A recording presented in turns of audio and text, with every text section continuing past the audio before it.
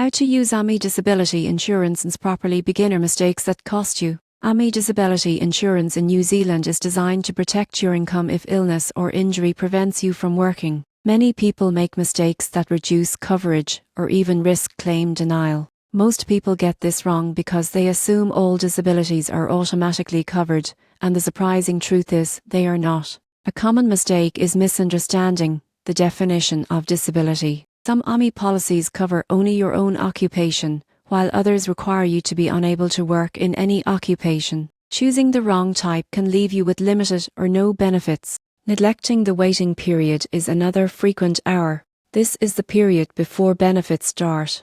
Longer waiting periods reduce premiums but leave you financially exposed. Shorter periods increase premiums but provide faster protection. Aligning this with your savings and monthly expenses is essential. Underestimating benefit amounts is another trap.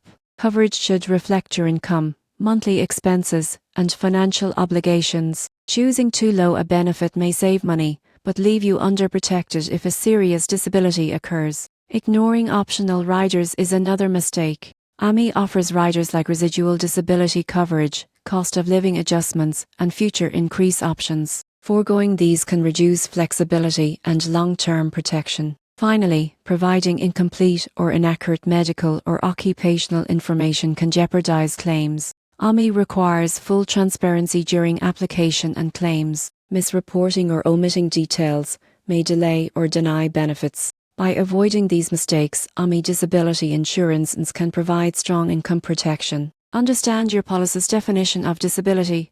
Select the right waiting period, set adequate benefits, consider optional riders, and always provide accurate information to safeguard your financial future.